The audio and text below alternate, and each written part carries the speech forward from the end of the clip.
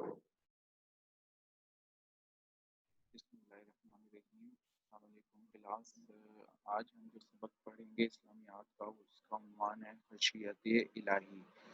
خشیت الہی کا مطلب ہوتا ہے اللہ تعالیٰ کا ڈر، خوف۔ سب سے پہلے اس سبق کے کچھ مشکل الفاظ اور ان کے معنی دیکھ لیتے ہیں۔ پہلا لفظ ہے سنوارنے۔ سنوارنے کا مطلب ہوتا ہے بنانے، سجانے۔ دار و مدار، دار و مدار کا مطلب ہوتا ہے منحصر۔ سرچشمہ، سرچشمہ کا مطلب ہوتا ہے بنیاد۔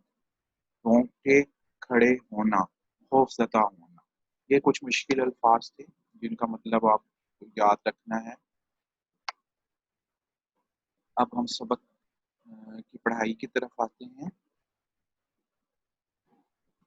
خشیت الہی، خشیت الہی سے مراد اللہ کا ڈر ہے، یعنی اللہ کے ڈر کو، اللہ کے خوف کو جو انسان کے اندر پیدا ہوتا ہے، جو انسان کی زندگی کو بنانے کا ذریعہ بنتا ہے، اسے ہم خشیت الہی کہتے ہیں۔ یہ انسان کی زندگی کو سنوارنے کا سب سے بڑا ذریعہ ہے، اور آخرت کی کامیابی کا دار و مدار اسی پر ہے۔ یعنی ہماری جو یہ زندگی، جو دنیاوی زندگی ہے، اس میں جب تک ہمارے اندر اللہ کا خوف اور ڈر نہیں ہوگا تو اس وقت تک ہم اس دنیا میں بھی کامیاب نہیں ہو سکتے اور آخرت میں بھی کامیاب نہیں ہو سکتے۔ ایک دفعہ رسول صلی اللہ علیہ وسلم کچھ قریشی سرداروں کو دین کی دعوت دے رہے تھے۔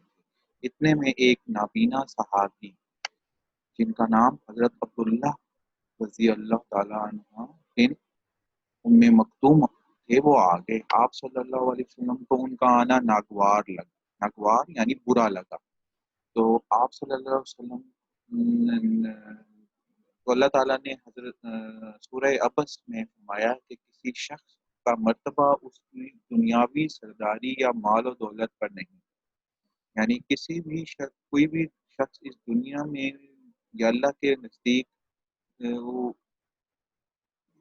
وہ اس وقت تک اس کا مرتبہ نہیں ہے جب تک وہ اس کے اندر اللہ کا خوف موجود نہیں۔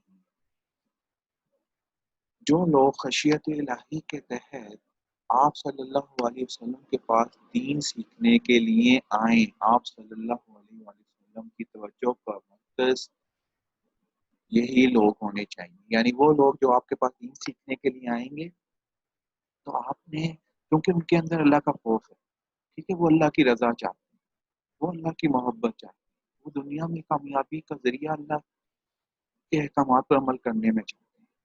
تو یہ اسی وقت ممکن ہے جب جب ان کی طرف ساری توجہ ہم دیں۔ خشیت الہی نیکی کا سرچشمہ ہے، یعنی جو یہ اللہ کا خوف ہے، یہ ہماری جو نیکی ہے اس کی بنیاد ہی اللہ کا خوف ہے۔ برائی سے اس لیے بچنا ہے، چاہے بچنا کہ اس سے اللہ ناراض ہوتا ہے۔ خشیت الہی یعنی ہمیں اللہ کی ناراضگی سے بچنا ہے۔ تو اللہ کی ناراضگی سے بچنا کیا ہے؟ کا مطلب کیا ہے کہ ہمارے دل میں اللہ کا خوف موجود ہے کہ اگر ہم یہ برا کام کریں گے تو ہمارا اللہ ہم سے ناراض ہو جائے گا، اور اللہ تعالیٰ کی رضا کے لیے نیکی کرنا اس کا دوسرا روح ہے۔ یعنی خشیت الہی جب دل میں اللہ کا خوف پیدا ہوگا تو پھر انسان برائیوں سے دور ہو جائے گا، اور اس کا سارے کا سارا ذہن، عمل وہ نیکی کی طرف جائے گا۔ خشیت الہی در حقیقت ایک ایسے خوف کا نام ہے جس میں محبت، روب اور احترام ملے جلے۔ ہم اپنے والد اور استاد سے ڈرتے ہیں، صرف ڈرتے نہیں ہیں بلکہ کیا ہوتا ہے، ہمارے دل میں ان کی محبت اور احترام بھی شامل ہوتے ہیں۔ اس سلسلے میں چند اسلامی تعلیمات درج کی جاتی ہیں، یعنی کچھ اسلامی تعلیمات ہیں جو ہمیں یہاں پہ سبق میں بتائی جائیں گی۔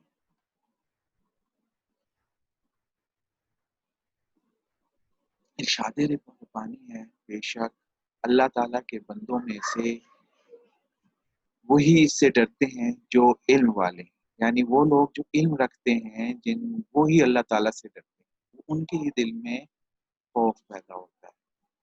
اس سے ظاہر ہوا کہ خشیت الہی علم سے پیدا ہوتی ہے، یعنی جو جتنا زیادہ عالم ہوگا، جو جتنا زیادہ علم رکھتا ہوگا، اتنا ہی اس کے دل میں اللہ کا خوف پیدا ہوگا۔ رسول صلی اللہ علیہ وسلم نے فرمایا قسم اس ذات کی جس کے قبضے میں میری جان ہے، اگر تم وہ سب جان لو جو مجھے معلوم ہے تو ہنسنا بہت کم ہو تمہارا ہنسنا بہت کم ہو جائے اور رونا بہت زیادہ ہو جائے۔ تو جو یہ رونا ہے، آنسو ہے، یہ بھی اسی وقت انسان کے آنکھوں سے پیدا ہوتے ہیں، نکلتے ہیں جب اس کے دل میں خشیت الہی ہوتی ہے، اللہ کا خوف ہوتا ہے، برائی سے وہ بچنا چاہتا ہے، نیکی کی طرف وہ آنا چاہتا ہے۔ حضرت عائشہ رضی اللہ تعالیٰ عنہا سے ایک بار رسول صلی اللہ علیہ وآلہ وسلم نے فرمایا کہ اللہ کے نیک اور خدا ترس بندے وہ ہیں جو روزے رکھتے ہیں، نمازیں پڑھتے ہیں اور صدقہ خیرات کرتے ہیں، اس کے باوجود اس بات سے ڈرتے ہیں کہ عبادت کہیں ان کی یہ عبادت ضائع نہ ہو جائے، یعنی ان کے دل میں یہ خوف آتا ہے، وہ یہ خوف رکھتے ہیں کہ کہیں اس کی وجہ سے ان کی جو عبادت ہے وہ ضائع نہ ہو جائے۔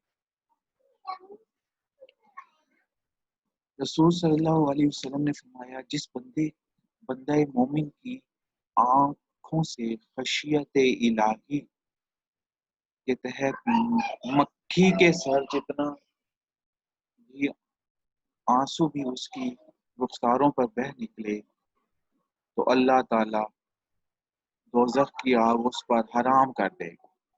رسول صلی اللہ علیہ وسلم نے فرمایا جب خشیت الہی کسی بندے کے رونگٹے کھڑے ہوتے ہیں، یعنی اس کے اندر خوف پیدا ہو جاتا ہے، تو اس وقت اس کے گناہ ایسے جھڑتے ہیں جیسے خزاں رسیدہ، یعنی بوڑھے درخت سے اس کے پتے جھڑ جاتے ہیں۔